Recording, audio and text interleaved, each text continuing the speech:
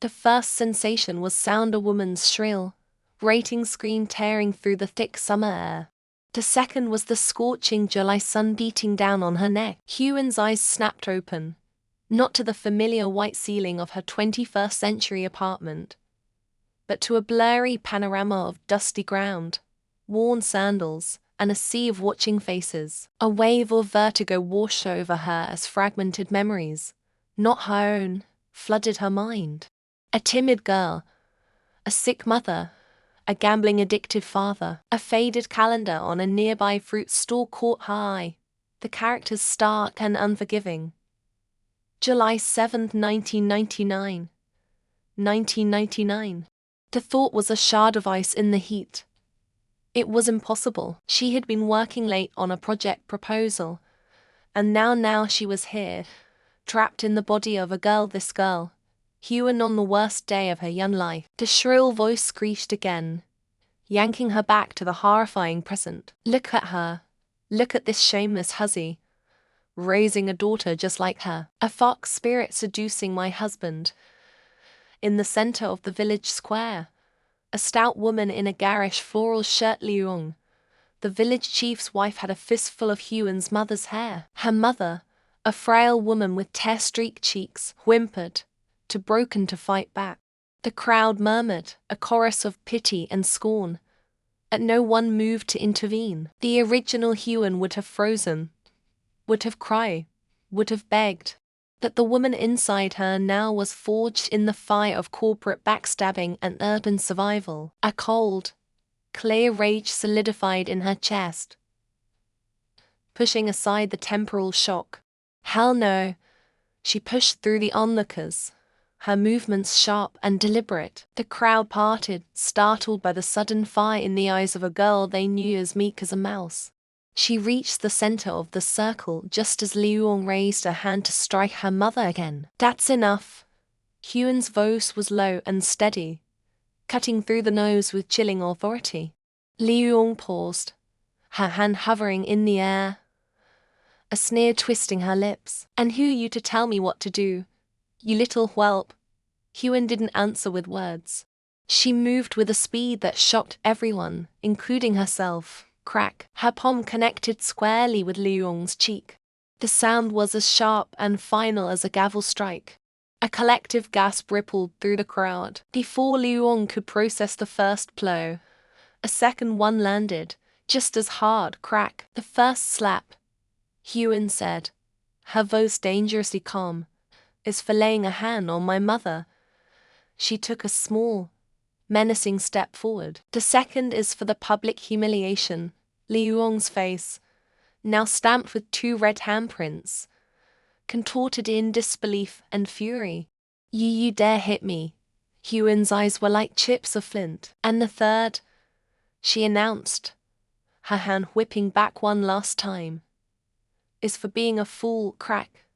The third slap echoed in the stunned silence that followed. Liuong stumbled back, holding her face, her eyes wide with shock. You scream about seduction, Huan continued, her words precise and merciless, when every man, woman, and child in this village knows your husband chases anything in a skirt. Instead of controlling your man, you attack a sick woman to salvage your pathetic pride. She gestured to the crowd. You talk about family honor, but your husband, the village chief, uses his position to skim money from public projects and bully families like mine. Is that the kind of honor you're defending? The villagers, who had been enjoying the spectacle, now shifted uncomfortably. Huan's words were not just an attack. They were an indictment of a truth they had all silently accepted for years. Her mother stared, her mouth agape, looking at her daughter as if seeing a complete stranger. This fierce, articulate protector was not the child she knew. Liuong, sputtering, finally found her voice. Lies, slander, she's possessed. Don't listen to her. She's just trying to protect her whore of a mother. But the accusation had lost its venom. Huan's logic had disarmed her. The crowd was no longer a mob. It was a collection of thoughtful, uncertain individuals. Just as the standoff reached its peak, a clear, Convos cut through the tension from the edge of the crowd. Auntie Liuong, I think everyone here is well aware of the village chief's character. A young man stepped forward, parting the onlookers with an effortless grace. He was tall and lean, dressed in a simple white shirt and trousers that looked impeccably clean against the dust of the square. He carried himself with the quiet confidence of an educated city student, his features handsome and his gaze intelligent. It was Jiaoyi, the son of the village doctor, home for the summer from university. He didn't look at Liuong. His eyes were fixed on Huan. Accusing others won't change what people already know to be true, he said, his tone respectful but firm, subtly aligning himself with Huan while appealing to the crowd's common knowledge. The murmurs shifted, this time in agreement. Jiaoyi's word carried weight. Liuong's face turned a mottled shade of purple, but she had no retort. To argue with Jiaoyi was to challenge the village's most promising young man and, by extension, his respected family. Defeated, she shot Huan a look of pure hatred before turning and storming away, her cronies scrambling after her. The tension broke. The crowd began to disperse, whispering animatedly among themselves. Huan finally let out a breath she hadn't realized she was holding, her borrowed adrenaline beginning to fade. Her hand throbbed. Her mother rushed to her side, touching her arm with a trembling hand, her eyes filled with 1,000 questions. But Huan's attention was captured by the man who remained. Jiaoyi walked toward her, his expression unreadable, but his eyes holding a surprising warmth. She was momentarily thrown. Why had he helped her? The original Huan's memories painted him as a distant, scholarly figure she barely knew.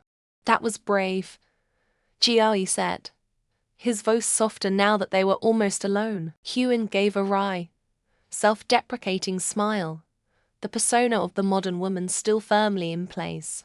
Or reckless, a faint smile touched his lips. Perhaps, but it was also necessary.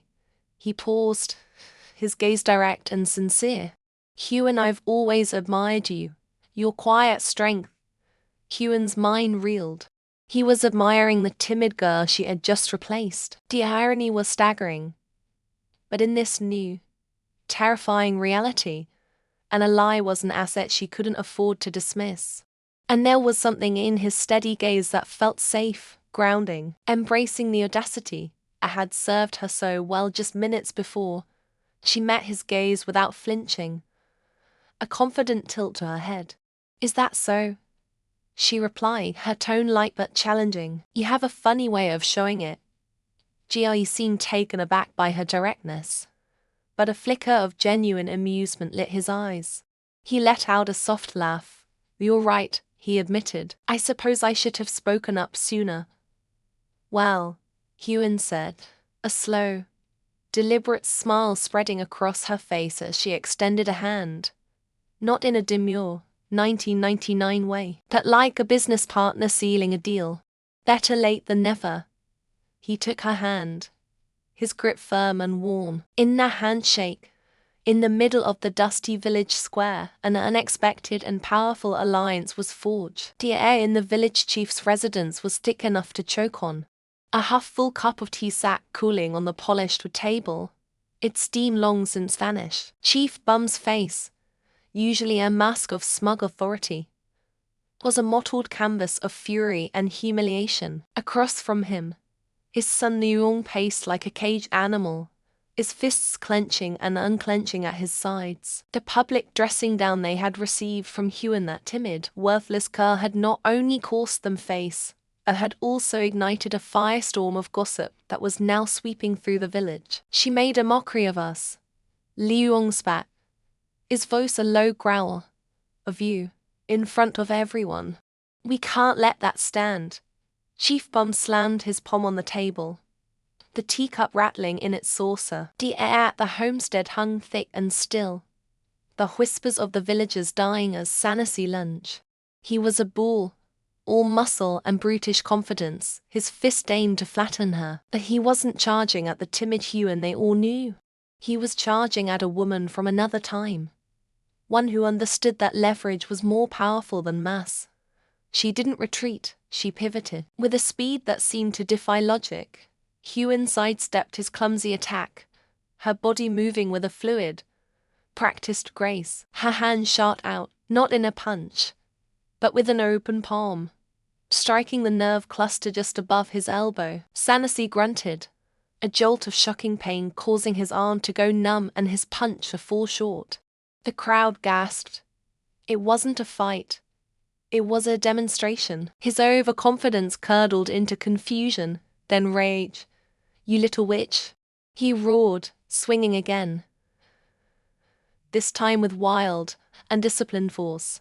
Huen flowed around him, a reed in the wind. She parried his next blow, redirecting his momentum, using his own strength against him. Each of his swings met with a sharp, precise block or a disorienting jab that left him increasingly off balance. He was fighting a ghost, a whirlwind of motion he couldn't land a single solid hit on. For a brief moment, eyes met Jiayi's in the stunned crowd. He stood frozen, his face a mask of disbelief and awe. She gave a nearly imperceptible nod, a silent message that she had this under control, before turning her full attention back to the oaf in front of her. The humiliation was setting in, visible in the flush creeping up Sanasi's thick neck. He let out a final, desperate bellow and charge, hoping to simply overwhelm her. It was the mistake she'd been waiting for. As he closed the distance, Huen dropped low, hooking her leg behind his ankle. In the same motion, she drove her shoulder into his hip, using his forward momentum to flip him completely. The world turned upside down for Sanasi. He hit the dusty ground with a sickening thud that knocked the wine from his lungs. Before he could process what had happened, a sharp pain erupted in his wrist as Huen twisted his arm behind his back, her knee planted firmly in the center of his spine. He was pinned, helpless. The silence was absolute, broken only by Sanasi's ragged gasps for air. Huen leaned down, a voice low and dangerously calm. "You lost, according to the rules you set. You know what you have to do." He struggled, his pride warring with the undeniable pain. "Never." He wheezed. Huen applied a fraction more pressure to his wrist. A choked scream escaped his lips. "Say it," she commanded, a voice cutting through the quiet. Defeated, shamed, and utterly broken in front of the entire village, Sanasi finally relented. The word was a strangled whisper, dragged from the depths of his humiliation. "Master." It echoed in the dead air. The thugs who had followed him, once so arrogant, now looked at Huen with a newfound terror. They backed away slowly, then turned and fled, melting into the crowd of wide-eyed villagers. The land was safe. Huen stood up, dusting off her hands as if she'd just finished a simple chore. Her reputation as a doormat shattered and replaced by something far more formidable. Night fell, but the victory brought no peace to their small, dimly lit home.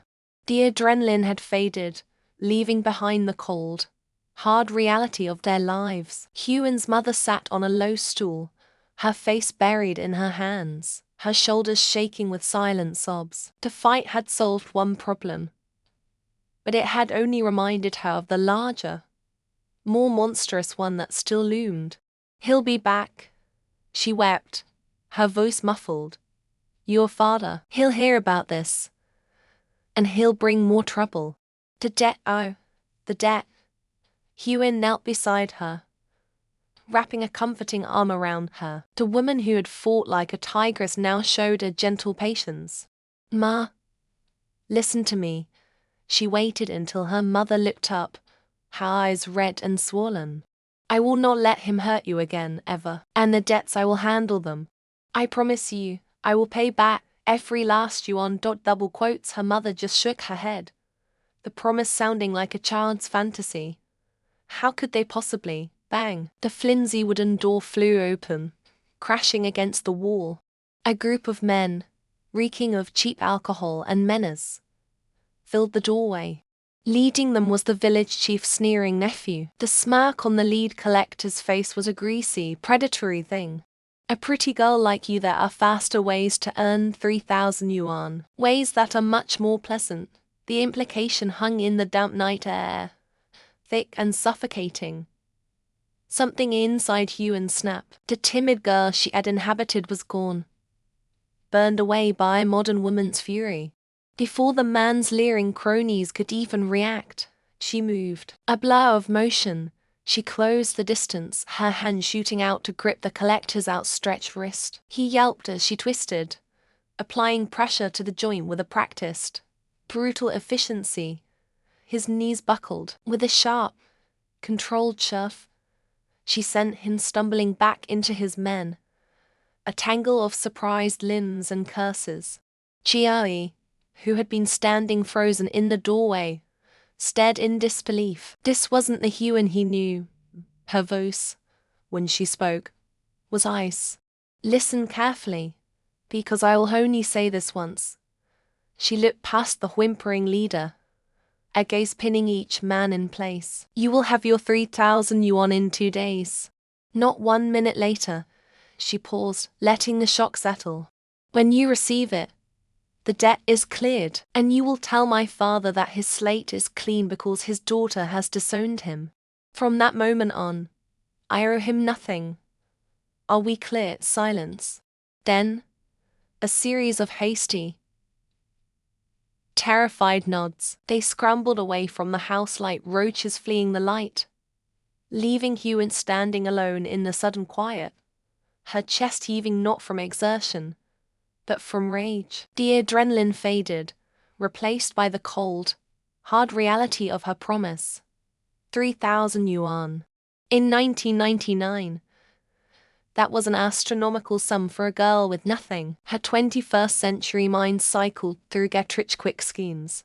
She could try to find an undiscovered antique, but authentication would take weeks. She could play the lottery, but she didn't know the winning numbers for this specific date. And the odds were a fool's game. The deadline was too tight for anything but a certainty. Her gaze swept the cluttered room and landed on a crumpled newspaper her father had used to wipe up a spill. A grainy photograph stared back at her from a small, boxed-off section on the front page. A wanted poster. The name printed below the grim-faced man was Dang Hong Liang, a mercenary and fugitive wanted for a string of violent robberies. The bounty, 5,000 yuan. A memory sparked, sharp and vivid, a true crime documentary she'd watched years from now. In another life, it had detailed the capture of a notorious criminal who had hidden in plain sight, posing as a scavenger in this very city for nearly a year before a chance encounter led to his arrest. The name echoed in her memory. Dang Hong Liang. He was here. Now, the risk was immense. A roaring fire she was about to walk into. But the reward was her freedom. Without a second thought, she grabbed a thin jacket and strode out the door. Huan.